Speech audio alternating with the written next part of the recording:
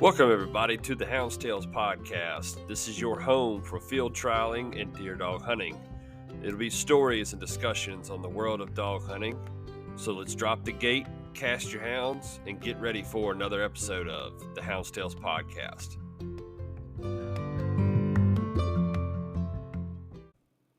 All right, everybody, before we get started into this one, I want to apologize again for the Mr. William Humphrey episode. I know it was a little off kilter from what we normally have. Man, it was a mess. I don't really have a good explanation for it, but the file broke on his end for some reason. It did not want to cooperate, so I had to get a backup file. It took a couple of days for the backup file to get in. When we got the backup file in, they wouldn't let me edit. So it was a big cluster of stuff. And there's a lot going on. I finally got it done. So what we're going to do is we're going to start off again. I don't think that it was able to get in on the last episode. I don't think it actually worked. And if it did, I do apologize. I just got done recording this episode. We're going to add this in real quick. I want to, and I feel like this is good quotes to hear before we get started, and that way, if it was missed last weekend, we'll make sure we get it, and then we'll get right into this episode. Y'all are really going to enjoy this. Anyway, so this one I actually got from TikTok. The motivational quote for the week is going to be, "The man who never fell has no glory. The man who fell and got back up is where the glory comes from." Love that. Just love that whole deal right there. And our verse for the week comes from 1 Chronicles 16:11. "Look to the Lord and his strength and seek his face always." So without further ado, guys, back to normal. Here we go. Right into this episode. Y'all are going to enjoy this. Let's drop the gate. The Hounds Tales podcast is proud to partner with Outdoor Dog Supply again for the 2025 season. Outdoor Dog Supply is the leader in online garment sales with their world-class trade-in programs. These guys are not just a business, they're also houndsmen and women too. They test their products out in the field and really put them to the test. Get the latest in garment equipment, stay locked and ready with field trial equipment, collars, leashes, and so much more. Visit their website today at outdoordogsupply.com, and we want to thank Outdoor Dog Supply for their support not only for the podcast, but in the field trials across the country. When you're looking for your next purchase and equipment, keep Outdoor Dog Supply in mind. Now let's get this episode started, guys. Thank y'all so much. Welcome, everybody, to the Hounds Tales podcast. On this episode, we're going to switch things up just a tiny little bit. Always going to be involved with hounds, but we're going to be chasing something a little bit different on this episode. We are joined by Mr. Dan, and I hope I don't destroy your last name, Braman? That's right. I thought I got it right. So we'll just do a quick little introduction right here, man. Just tell us who you are, where you're from, and how long you've been into hounds. Well, my name is Dan Braymond. I live in South Texas. I guess the closest town that anybody has ever heard of would be Corpus Christi. It's about an hour away. And I have literally been running hounds since I don't remember not running hounds. I gotcha. I've been running them my entire life, either with my dad or when I started doing it myself in 1980. Okay, I got you. So you got into it with your parents or your dad? Yeah, my dad ran coyotes his whole life. Awesome. And I did that as literally when couldn't walk. Right. And I did that up until 1980. Okay. And then I started running cats. Gotcha. I still hunted with him a little bit too, but I started running cats on my own. Right. And what kind of dogs were y'all running back on those coyotes? The running walkers. Walkers. He used running walkers on coyotes. Mm-hmm. And when I decided I wanted to run bobcats, I had hopes that he was going to go out and buy me some cat dogs, but that's not quite how that went. Yeah? No, he went over and he gave me six-month-old puppies and said, if you want it bad enough, you'll figure out how to make these do it. And now. That's how it all started. How did that go on that transition? Long. I would say trial and error, but I think it was mainly error. Hey, sometimes that's the best way to learn, ain't it? I guess so. But yeah, that first year was not fun. I know. Yeah, I don't doubt that. I don't doubt that. Um, what now? And you may not know the answer to this. How long was he into those kind of hounds? Was that something that was passed down to That him? was pretty much a lifelong thing for him as well. Gotcha. His uncle Okay. also ran coyotes, and his dad, ran like hogs and things like that. So Gotcha. he'd done it pretty much his whole life too. Gotcha. Now I know there for a good little while, Texas, and if I'm not mistaken, I think Texas was one of the last states to have it. But y'all had deer dog hunting down there as well for a good little while, right? I think they did, but that's Yeah. never been something in my lifetime. Gotcha. I think that they outlawed that before I was born. Okay, I got Or you. Maybe while I was so young, I don't remember it. I got you. I knew there was a state, and I maybe my brain may be farting on me here, and I maybe got the wrong state. I know it was somewhere down there close to y'all. It was 2000 is when it finally went away. It may have been in East Texas, but not Maybe down East here Texas. where I'm I at. got you. Yeah, Gotcha. Texas is so big. There's different rules in different parts of it. So That is a big state, that's for sure. yeah. I got you. So, getting into that transition from the coyotes to the cats, what made you make that change? What kind of drove you that way? I think that I just wanted to be different from my dad. He had a friend named Joe Lyon that hunted bobcats, and Okay. he'd come, and I'd had an opportunity to go hunting with him, and I liked it. And I think that was mainly just to be something different than what my dad was doing. Gotcha. I can't. I don't think there was any other reason. I think that was Right. Yeah, I didn't know if maybe you just enjoyed the chase of the cat a little bit more than the coyote. I mean, to this day, I still love run coyotes. Right. But that's just kind of what I ended up running. And as time went on, I got to be more and more successful at it, and I just never gave any thought to running coyotes. I got you. Did he continue to run coyotes after you made that kind of branch off? Yeah, he ran coyotes up until the time that his health started going, and then obviously he couldn't anymore. But he ran them for his entire life. Gotcha. For the most part. Right. Now I'm assuming especially at a younger age that almost all that was on the outside, correct? Yeah, it was always on the outside. That's what I figured. Yeah. I didn't figure y'all probably. Do y'all have any pins on that side of Texas? Yeah, there's some pins even real close to where I live. Okay. And he actually built one. Really? To train his young dogs. Mm-hmm. Yeah. But he would trap coyotes off of big ranches and put them in there. And I know that a lot of pens, they got barrels and stuff so the hounds can't catch the coyotes to kind of preserve them. Right. Well, he didn't want the dog if they didn't catch and kill the coyote. Right. So he didn't have any of that. Gotcha. But he wouldn't run them in there any more than a month. And then go right back to the outside. Almost like a puppy. A lot of guys up here use a puppy on rabbit pens, just to get that idea of chase, Yeah. And I think the main reason why he did it is so he and my uncle could sit by a fire and never have to move and drink whiskey. Because he trained them for 40 years without that pen. So I don't know. It made life a little bit easier. Yeah. I think he liked the lawn chair, and they couldn't get so far away that he had to get up. I got you. So, we'll get into a little bit more of the hounds here in just a few minutes, but I want to talk about, the main reason that we asked you to be on here is Melon Ranch Hounds.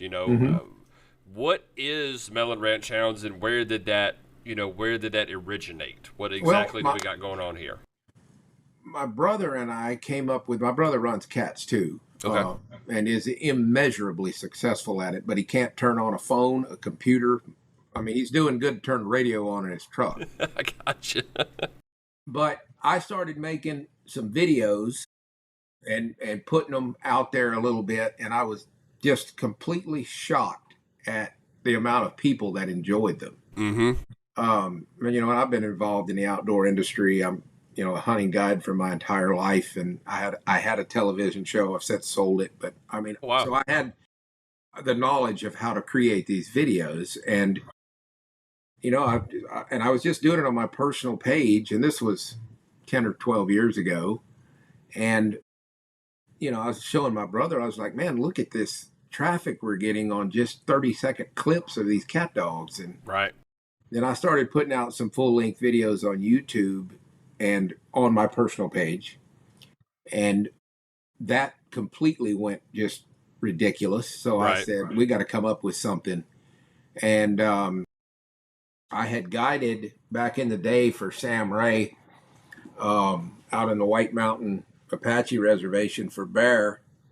And he had named that business Bear Paw Hounds.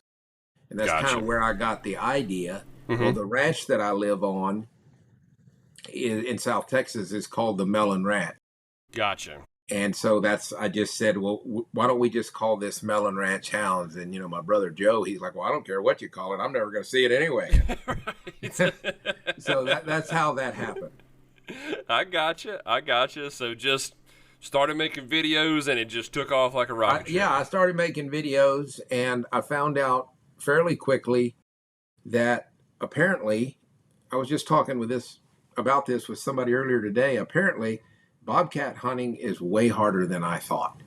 Yeah. Hell, I'd have run something else if I'd have known it was this hard. Nobody ever told me. Right. And I think that's probably what drove it so much to Yeah. do that. Yeah. And I catch a lot of cats, so I get a lot of content. Yes. But I created it because obviously I love the sport, but more importantly, people like it, and I like to, if they like it, then I want to give them something that they like to watch. Yeah, absolutely, and it's awesome. The content that you are able to share and able to get is really incredible. There's a lot of times you go on there and you're searching for dog hunting videos and that kind of stuff, and you get some guys that get some decent footage, you get some cool ideas, but man, y'all's quality of y'all's videos. I mean, we've got the big cameras that we used for television, and the knowledge of how to run them, and a lot of the hunting guides that I guide with were camera guys at one time for the TV show. That helps. So, getting one of them to hop in and go along with us, right, or with me is just a phone call away, and that does the quality. And the other thing that I think is important, at least in my opinion, is that if I have a blow up, a screw up, the cat gets away, a dog runs something he's not supposed to, I don't cut that out. Right. I put that in there and I do a little talk and say, this is what happened. And, this is what I did to fix it. And I struggled for a little bit because people started asking me questions of how-tos and all of that. And I didn't want to come across as arrogant, and I'd never even considered myself to be a know-it-all or anything like that. And I really did struggle with it. In fact, I'm right now writing a book. No kidding. About cat hunting. Because since 1980, I have kept a log of every single hunt I've ever guided, but also more importantly about this podcast is every single cat hunt I've ever been on. And I just threw it up on the Hound page one day and said, hey, would you guys be interested if say I took the top 100 stories out of there? Yeah. And just created it in a book with pictures if I had pictures to go with that hunt. Incredible. And the response I got on it blew me away. God, yeah. So I'm in the process of doing that. And if I live to be 300 to 400 years old, I'll probably finish it. Right. Well, maybe we can take some time here in a few minutes and I've got them all out here, and there's 94 of these books. Wow. Of logs. That's awesome. That's incredible. Yeah. That's incredible. That's being true to the trade right there. Yeah. That's. And, and a lot of people don't realize that, man. I mean, don't get me wrong. I'm sure your memory's great. A lot of houndsmen's memory is great. But there will be times, there will be instances, there will be dogs that are forgotten about after you do. There will be hunts that will Yeah. be forgotten All you're about. all you're going to remember, at least all I'm going to remember without the logs, is the high spots Right. Right. or the Right. bad low spots. Yeah. But that middle of the road kind of gets lost in the wayside, man. So, but I've got it all written down. Yeah. When you start getting that you're kind of coasting a little bit kind of deal, you know. Yeah, like I went back the other day and I noticed in 2008 I caught 211 bobcats that year, and Preacher, who's the best dog I'll ever own, he started 193 of the 211. That's incredible. And I never made that Never cognizant would in have my thought about mind. it. Right. I was just researching for the book I was talking about, and I'm like, damn, that looks like a lot of starts. So I started counting them, and he Yep. started almost all of them. Yep. Well, Yeah. and you know, that right there is something that the starts. That right there is an incredible stat to keep for me because that seems to be with a lot of newer hunters and the way things are forming. It seems like the way hound hunting is going. Nobody knows what dog starts anymore. Right. Nobody knows what dog gets that jump. So the fact that y'all are keeping log and can identify what dogs are keeping start and jumping this game for you is incredible. That means you're there, you're watching, you're at least close enough to put either an eye or an ear. Yeah, and I think that goes to something that my brother once said. He was telling one of the clients that came out hunting that was concerned. He had been on a cat hunt before, and he spent more time looking for dogs than he did cats, and it was just a cluster. Yeah. And my brother told him, he said, "Sir, my dogs go hunting with me. I don't go with them." Right. Right. So, and that's just that's the way our dad did it. So that's the way we do it. They have a handle. They don't. There's not going to be any of that running Well, you off. have to. You have to. Yeah. I mean, a race car sucks without brakes. That's right. 100%. 100%. Yeah. The Hounds Tales podcast would like to take a minute and talk about our friends over at Cajun Lights. When pleasure running at night or judging those nighttime field trials, you can put your trust in Cajun Lights. With the economical Cajun Bayou for the every now and then light user, the Cajun Micro for the nighttime feeds and around the house times, then the top level Cajun Blinder for those hardcore crossing getters at night. The Cajun Lights are headlamp style light that free up your hands for voice recorders or your GPS. They offer flood style lights in red, amber, and a white walking light. Then the top of the line 4-level main beam light. If you're having a hard time catching crossings at night, give the Cajun Light a try. And the red and amber setting to catch the game without distracting them, and with the easy flick of a switch, go back to your main beam light to catch your hounds in action and get those numbers. Visit their website today at CajunLights.com, and at the checkout, make sure you fill out the survey after your purchase and select Hounds Tales Podcast to receive 5% off your next purchase with Cajun Lights. Now, let's get back to the episode. So for me too, because I'm learning. I've never been on a bobcat hunt, so a lot of my listeners probably have not been on a bobcat hunt or a cat hunt of any kind. What does a start to finish of a chase kind of look like? How does getting the dogs to a cat, how does that differ from like trying to go out there and get to a coyote? Well, the way my father did it versus the way I do it, there really isn't a ton of difference. But I think that, we hunt our dogs in front of the truck on the ground. We don't rig them. Gotcha. If we turn, we'll blow the horn. Hey, go this way, and they'll turn around, come back, and go down the road in front of us, hunting, in and out of the brush, looking until they get one going. But once they smell one, you'll always have one or two, maybe three dogs that can, will be more than likely going to open on it first. And the way my dogs do it, it's not something that I trained. I think it's bloodline and just the culling process. But, I'll have two or three dogs right here where, say, a old cat peed on a bush or something. Right. And they'll open on it. And if you zoom in my tracker, not all the dogs go to those dogs barking. They start circling. Interesting. Looking in different directions. And then you'll have one or two of them that'll hit it, let's say, 100 yards further in. Okay. and then everything will go there, and then the whole circling process will start over. Interesting. And you do that 3 or 4 times, you're pretty much normally going to be up under him. And then once one of them starts barking every breath, and everything shuts up and goes. And when then they get there, then it's on. Uh, that's in a nutshell how 90% of the races go. Now, some of that trailing could take longer than that, but you know, for it's always going to be the same dogs that seem to have a little bit something at a little kind of a specialist at certain things. Yeah, Like yeah, yeah, right absolutely. now in my pens, if I took you cat hunting tonight, I would bet you anything that Shooter, Stormy, or Ike are going to start the cat. Gotcha. And I don't think they have a better nose than the other dogs because I didn't breed them to have better noses than others.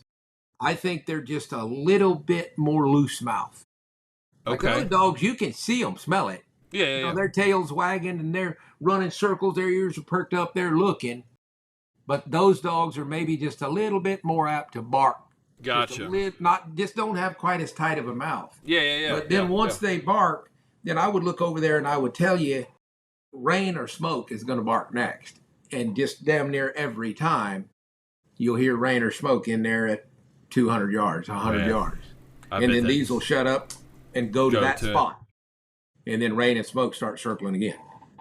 And man, people, a lot of people won't realize how much trust the other dogs have to build to Yeah. hear that dog and say, okay, yeah, Yeah, they I got know it. that Let's go. bark. Yeah, Yeah, I'm going yeah. that way. Yeah, and a lot of that does have to do with me because if they don't pick their head up and go to them, I'll tone them. Say, Right. hey, get your head out of your butt, man. Yeah, yeah. Pay attention. They got Right. it over there. Go over there and Right. help. That's awesome. And That's awesome. but yeah, that's kind of how that works. And then once they get him jumped, I would say the average cat race with my hounds in this bad brush down here would be 20 minutes is long. Wow, really? Once he's jumped, Yeah, yeah, yeah. Right, he's right, either going to tree or he's going to have a bigger problem. right. right, right. Yeah. But the longest I've ever run one was 4 hours and 40 minutes. Wow. I've run many of them, an hour, hour and a half. Right. But for the most part, 30 minutes. Let's just say 30 minutes to be conservative. Yeah, probably Yeah. about 30 minutes Okay, or I less. got you. Or less. Yeah, yeah, yeah. Right, right, right, right. Yeah. About how long does a trailing process normally take? Um, I know it differs from it trail to does trail, differ. but That has plays a lot into the weather conditions and so forth Right. and so on. But on average, in good conditions, we should have the cat jumped in no more than 20 minutes. okay, I got you. And that's say we cover 2 miles in 20 minutes. Gotcha. So they're a fast paced kind of you could say a kind of a Yeah. faster paced trail. I Yeah. got you. Well, and the reason for that is because they're not bred as running hounds to trail that cat's trail step for step. They smell it here and then they start leapfrogging. Gotcha. Like I was discussing, Yeah, talking right. about in that circling. So Yep. you're cutting out a bunch of that time frame of going track for track with him. That makes sense. And That makes when sense. you see them cross the road, once they're jumped, that cat will come across and the dogs will come back behind him. There won't be a single dog with his head on the ground. Right. The head's up, smelling it in the wind, Yeah. and yeah. that lets them move a lot faster. I Too. got you.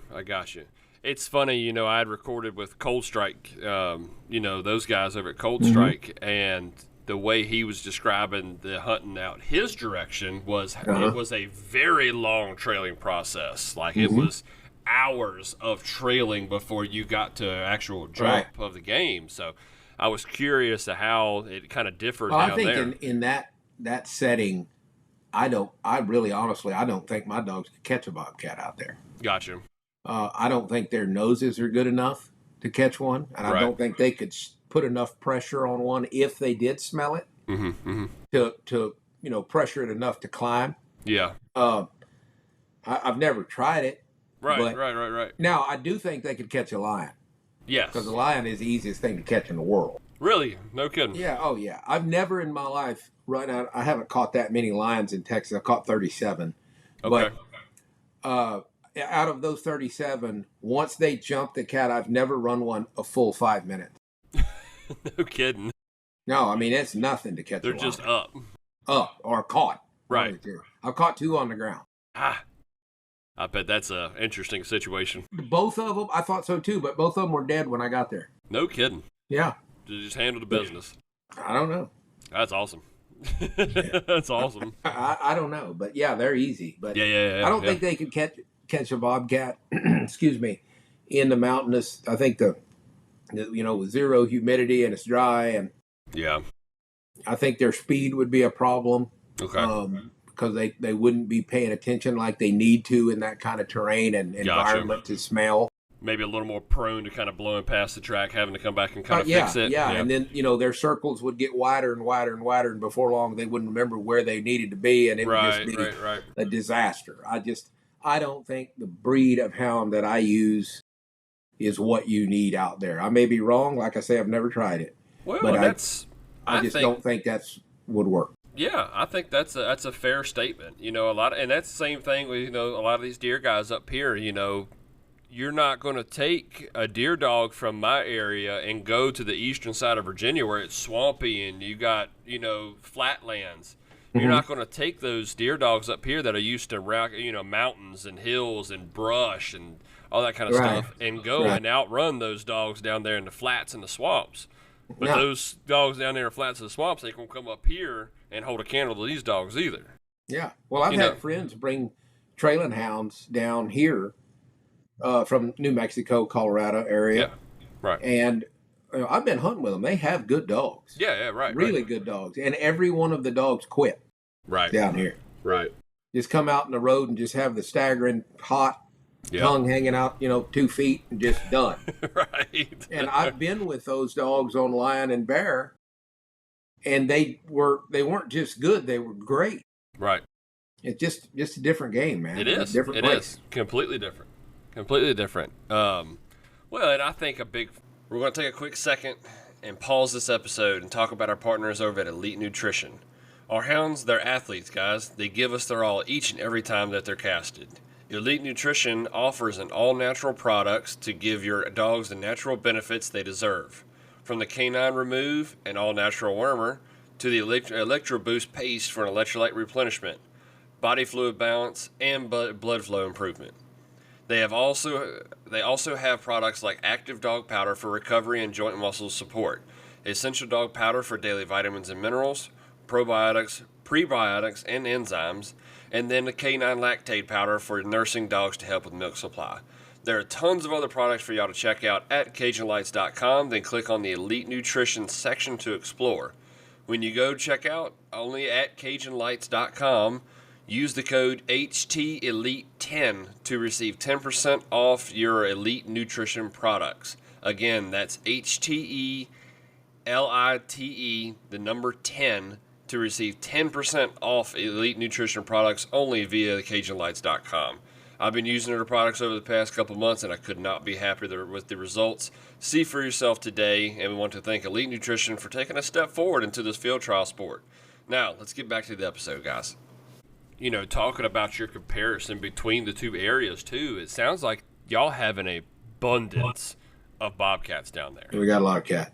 That is, it's so strange to me to even hear that. Up here in our area, if you see a bobcat or hear a bobcat, it's a rarity. You better stop and enjoy that sound. Not that it's a very enjoyable sound, but you better take notice that that's a rarity. You just heard something. No, we have a ton of bobcats, and that no doubt contributes vastly to our success. You can't catch hundreds of bobcats a year if you don't have hundreds of bobcats. Right. But, that's what makes the dogs more than anything else is bobcat after bobcat after bobcat. And, we're very fortunate in that regard. But the habitat here, whatever is supposed to be perfect bobcat habitat, we must have it.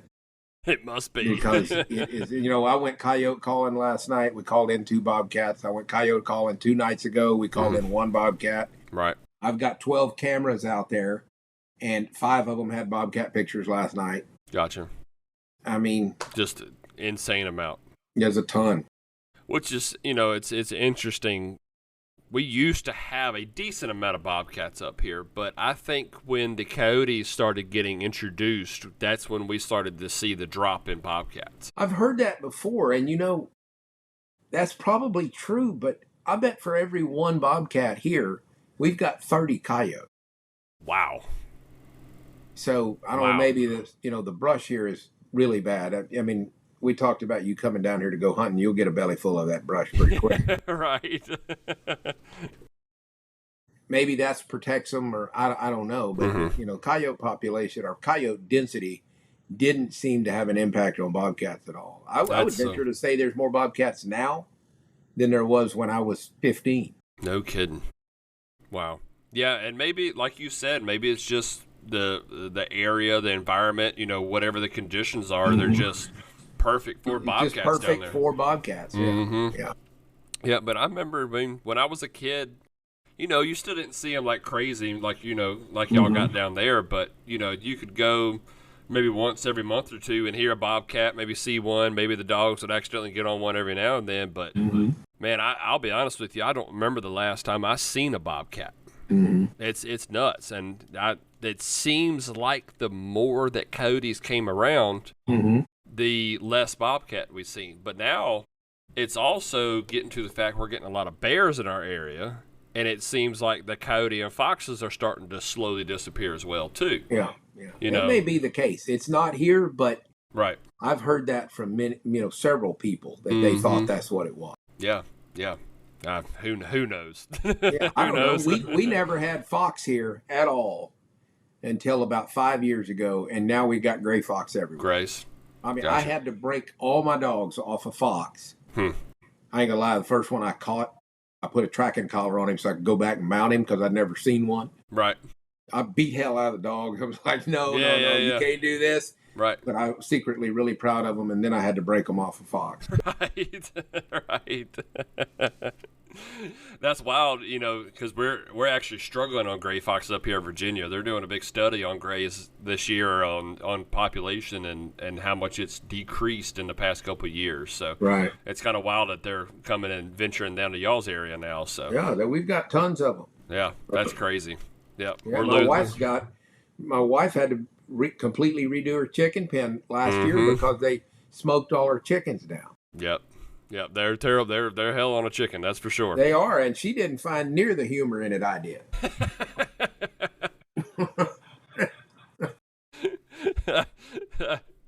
Now, what kind of season do y'all have for bobcats? Is it open season all year long? No season on any predator in Texas. No kidding.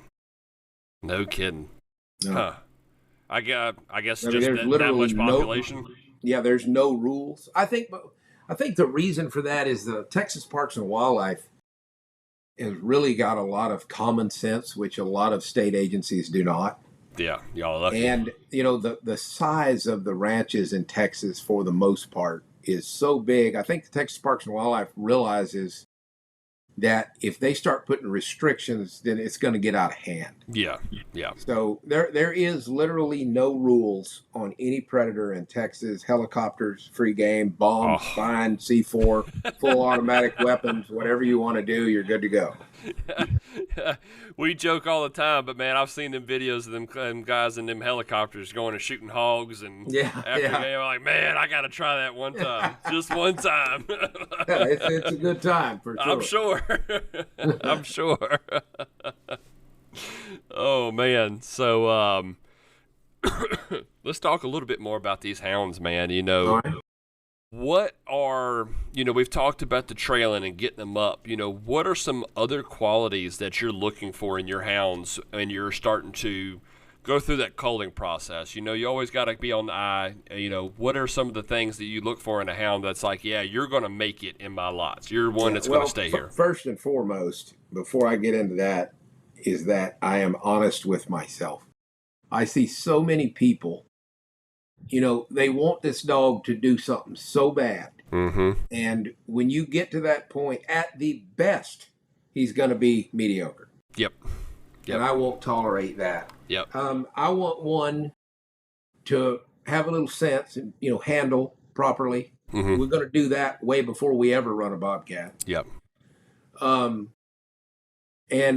I really want him, when I start him, to run bad things. I want you to bark at cows and coyotes and deer and possums and everything else. You're going to get in trouble for it, Right. but that's the mentality it's going to take to go the next step. Because if I can stimulate you with a collar and say, "Hey, don't run that coyote," for example, Right. and then that shatters that dog enough to where we spend 2 or 3 days trying to regain confidence to even go to the barking dogs. Yeah. That dog's cut right now. I don't want that dog. Gotcha. So that dog doesn't have enough bottom, Yeah. enough No heart, drive. Yep. to make what I want. I've never been one to worry about speed. That'll come. They're bred to be fast. My biggest thing is drive, that tough heart, because I need that dog to be trying to kill himself to catch that cat. Right. And that's something you can't train. That's something that has to be you can't bred do that. into them. You can breed for the nose. You can breed for the, the overall conformation and the speed and all of that nonsense. But you can't breed for that, because that's just a personality trait. It is. And that is paramount. That, and then I cut dogs for things that a lot of people are shocked at. I'll cut one because I don't like how he sounds. I've heard a lot of people do that. Because I like to listen to my dogs. Right. And if I don't like how you sound, then you're just gonna have to go. Right. And I don't like to give a lot of chances. When I start a puppy, I catch 4 bobcats. If you're not involved by the 4th one, you're gone. And I'm sure that I have cut a lot of dogs that would have made really good dogs. Yeah. But I've also cut a lot of dogs that would have been somewhere in the middle at best. Right. And so I think the culling part is equally as important as the breeding part. 100%. And if they don't want it as bad as I do, then we don't belong together. But there's a lot of people that I know that will take one of ours, and I mean, we've had them make deer trailing dogs, blood dogs, from wounded deer, right, and all that kind of stuff. And yeah, I'm a big believer in that. I'm a big believer in that. It's if just because it doesn't fit your program doesn't mean it's not going to work for somebody else's. Right, absolutely. And we got a little network of people down here that cat hunt. It's very small, but most of the time they'll take them, and most of the time they work for them. It just didn't work for us. Right. Well, and I think that, like you said, that is a trait amongst hunters and houndsmen that is slowly fading out. Is they don't want to get. I see too many people that don't want to get their feelings hurt. They got too much. You got to have passion about the sport, but you got to also put your feelings aside about the dogs sometimes too. Yes. Like you said, you got to be honest. I got a solid. I love white dogs. Okay. Mm-hmm. You can judge me all you want to, but I love white dogs, and I got a solid white gyp out of 2 dogs that I own, and it's killing me. But she's not making the cut. I've wanted a solid white female for the longest time, and I finally got my solid white female, and she's not what I wanted. She's not what I want. I'm giving her some. I've tried for how many 40 years, whatever it is, to have all blanket back kind of high tan looking dogs. That's what I personally like. Yeah. And I got within 1 dog of having all of them like that, and one of the best dogs I have now is solid white.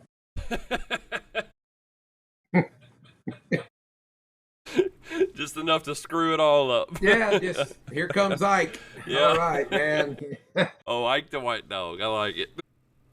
All right, guys, one last interruption real quick on this episode. Want to take a second and give a big shout out to our friends at Low 10 Outfitters.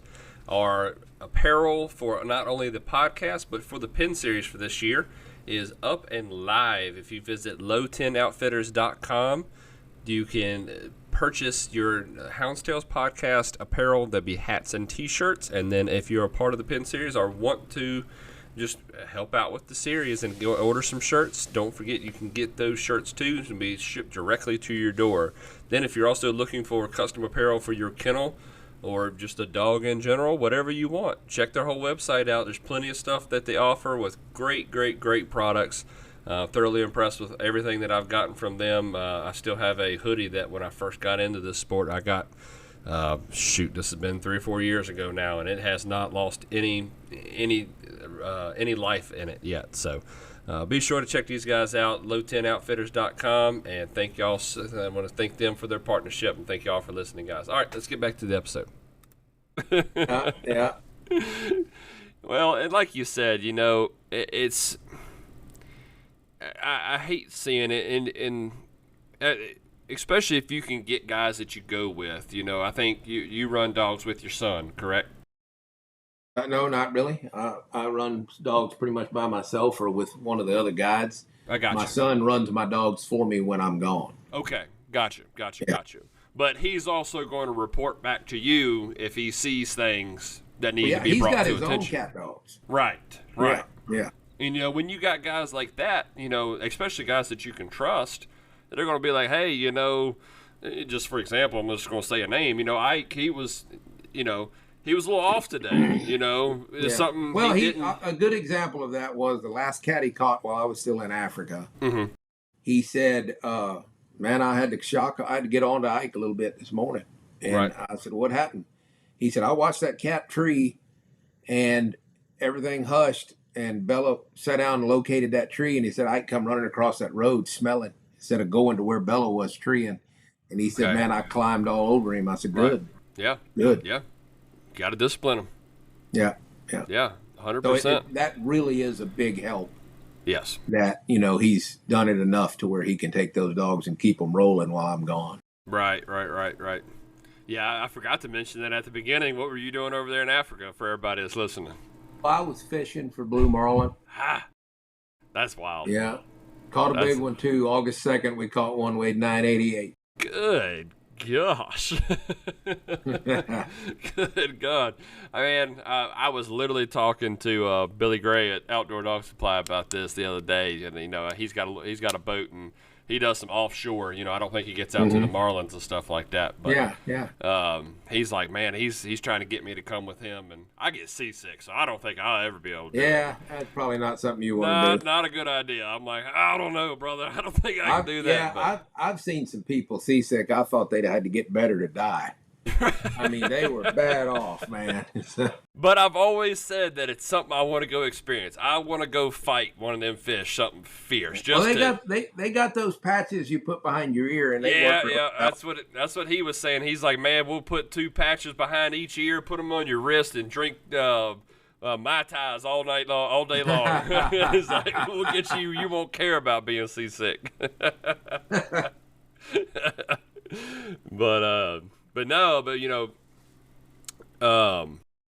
I guess they're, with your dogs too, and going after that kind of game, there's a certain grit and toughness that you have to kind of carry as well in those dogs. They do, yeah. They're gonna put their mouth on them, or they're gonna get cut. Yeah. Too. And some of them are a lot better than others, but I'm not gonna have one that's just a cheerleader that sits over there to the sidelines and barks. I'm not gonna do that. Yeah, because you don't know that dog might not be the one.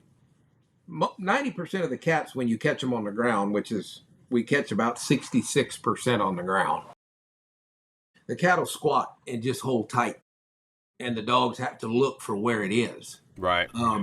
Well, 9 out of 10 times something will run up on him. Okay. And if it happens to be the cheerleader, then you're going to keep running him and not catch him.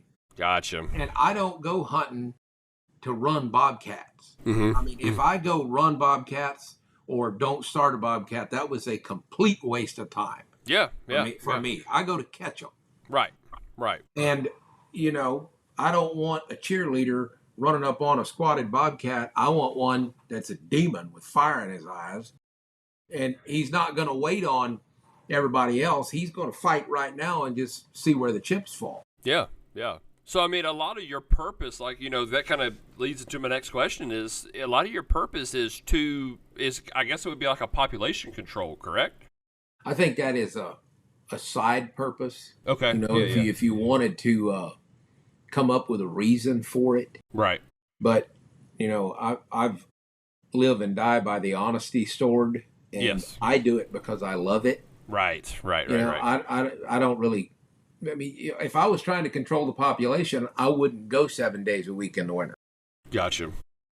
Uh, but on the flip side of that, if I live somewhere like my friends in Oregon, Mm-hmm. I probably would have a different outlook on that because they don't have the numbers we do. Right. Right. So, Yeah. you know, That makes it sense. certainly does keep the population in check. Absolutely, it does. Yeah. Yeah. But Yeah. our version of check and their version of check is vastly different. Yes, yeah, yeah. But well, you know, and I guess where my head was with it is if you're averaging 200 plus a year, Yeah, 140 plus a year. 140 plus a year. Mm-hmm. That's 140 less killers out there. I mean, let's be honest. That's not including my brother or my son. That's me. Right. So, I mean, you're looking probably at least 300 between the three of y'all. Yeah, my brother will catch 300 a year. Good gosh. So, He doesn't he doesn't do anything else. Gotcha. That's it. Yeah. Yeah, so I mean, But his isn't necessarily all right here. He travels a lot. I was wondering if y'all ever got to do any kind of people call for that reason. Yeah, You know, people, for lion. Okay, You do. I got you. Every single lion out of the 37 that I've caught has been on calls. Gotcha. People. We've never caught one where we live. Gotcha. But my brother, you know, when you do that, you know, almost inevitably you catch a couple bobcats before you get on the line. That's fair. So, and my brother does that just a ton. Mm-hmm. You know, he probably hunts elsewhere as much as he hunts here. So Gotcha. he catches a lot of cats. That's fair. But I'm with you though. You know, it's kind of like us up here with deer. You know, Mm-hmm. it's for the passion. We run deer for the passion of the dogs. Mm-hmm. We love a chase. Love getting love getting the deer up on his feet and getting him moving Yeah. and just enjoying that chase and those Yeah, dogs man. and doing Yeah. that. But we also are part of population control. You know, it's a huge factor, especially up here in Virginia. It is. It's huge. Hunters are by accident Right. the answer to conservation far Yep. more than what everybody else is doing. Exactly. 100%. That's an argument that we have every year up here in Virginia, especially is, you know, go ahead and outlaw deer dog hunting up here and see how much it affects your deer population. Yeah. You know, And your car hoods. yes. Right. I know there are insurance companies that for the longest time, I think they're getting a little more liberal now, but you know, for the longest time, they were big supporters of deer dog hunters, just for the sheer fact they knew how much damage control we did. It makes a difference. Oh, 100%. 100%. So, you know, I know you mentioned one earlier, you know, going back to the hounds a little bit, you know, what has been some of your favorite hounds? I can't remember the name that you mentioned earlier. Well, the best hound I ever had in my life or ever will have is Preacher. Preacher, that's right. Yeah. That dog did everything. Is the only one I've ever had that did everything better than I could have dreamed up in my head. Right.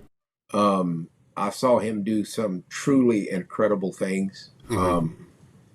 And he was so tough that he ran himself to death at 7.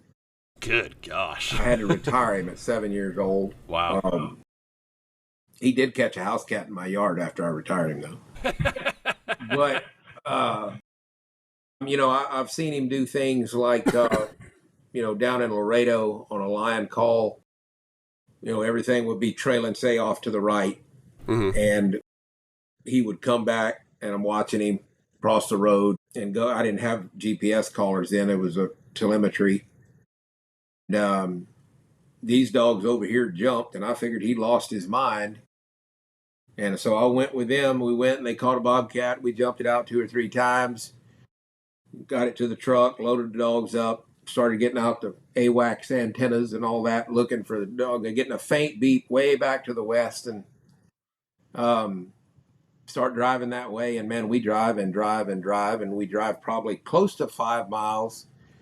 And it's finally getting a little bit better signal. We go another 400 or 500 yards, and we stop, and I get out to check the signal, and I hear him off down in the bottom in a draw. He's treed. And I said, well, let's turn the other dogs out. They'll go to him. We'll go jump his cat out. And we went, and it was the lion. No He kidding. treed him by himself. I don't know By how long himself. he had him treed. He did that on 2 other occasions with bobcats here. Like I said, he started 193 out of the 211. That's He was fast. He was gritty. He was tough. You could hunt him every day, no matter what. He could catch 2 or 3 bobcats in a prickly pear flat and literally come out of there looking like a porcupine. And when you got down to the pens in the morning to load them again, everything was barely coming out of the house and moaning and groaning, and he's just jumping at the gate. Just love it.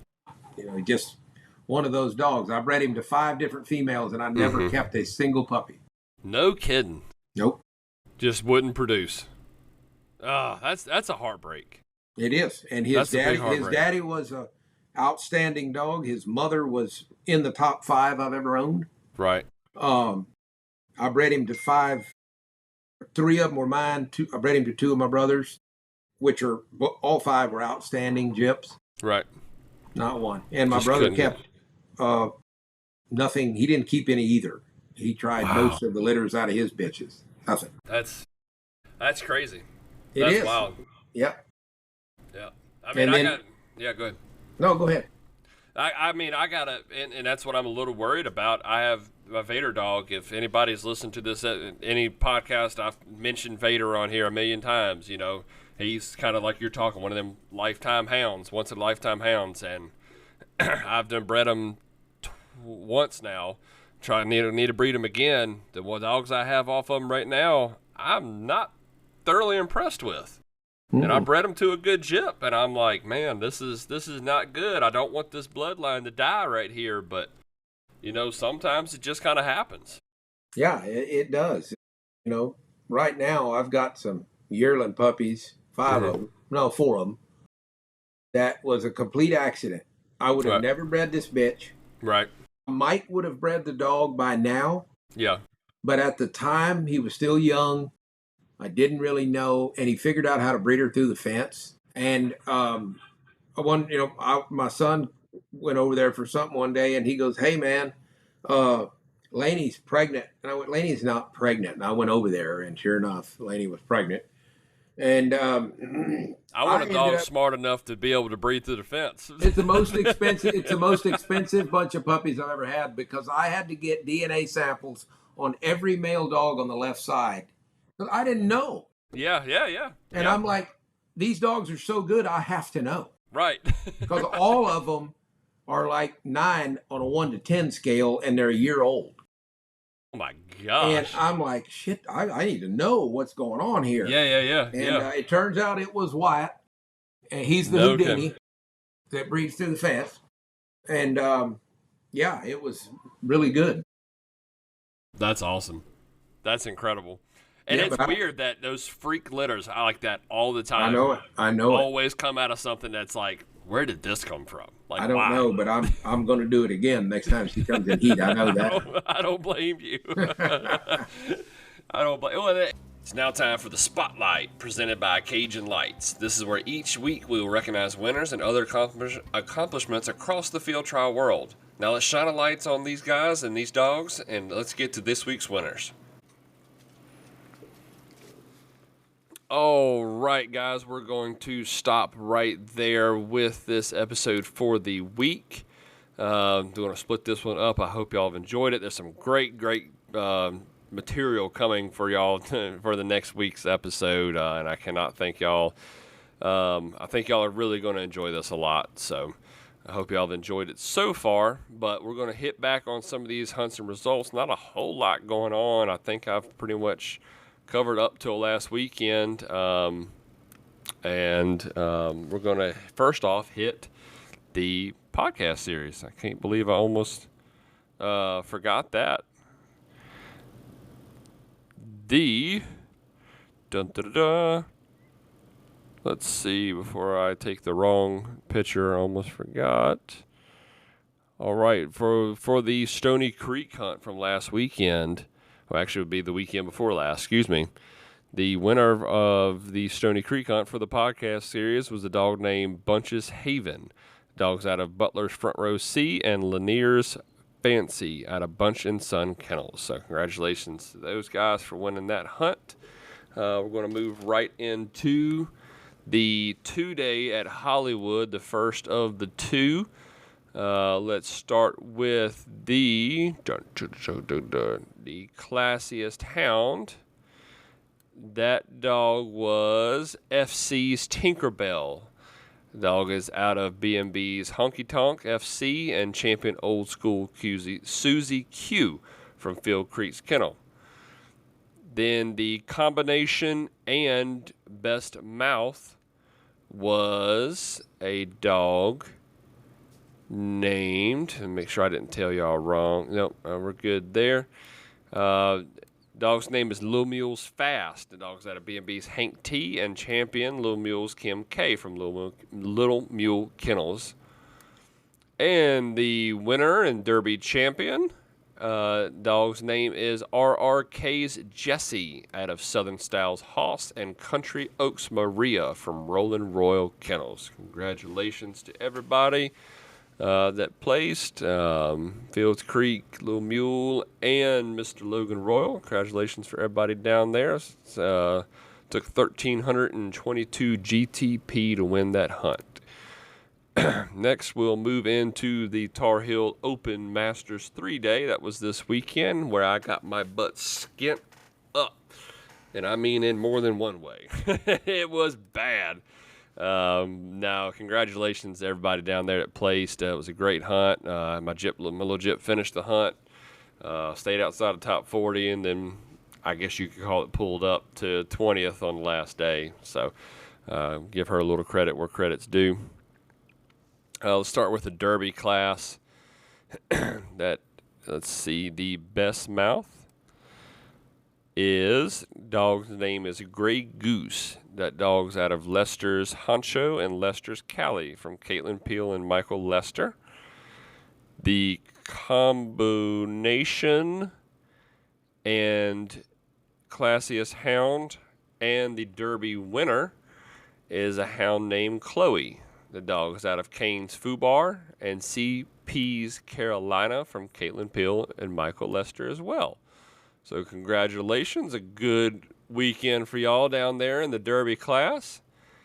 And last but not least, we're going to move into the all-age, the best mouth, and also finished second in the field was a dog named Cracker Jack's Wild Card out of champion Crisco's Wild Boy and Cracker Jack's Gladys from Cracker Jack Kennels.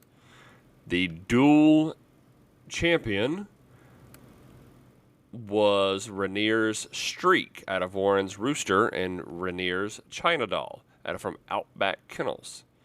And the classiest hound and new champion is a dog named Ken Hill Sabin out of champion T. Jesse's Wizard, and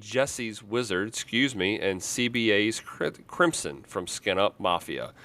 Like I said, there was that skin up. So congratulations to y'all down there, guys, and everybody that placed, finished the hunt. Tough hunt. I think only 27 dogs finished the hunt, so definitely a tough one. So congratulations to everybody that finished the hunt for one, and then, of course, placed on top of that. So, all right, guys, that is it for this episode. We will catch y'all next week where we will finish up this episode with Melon Ranch Hounds. All right, guys, y'all be good. Thank y'all so much. And like always, guys, happy hunting.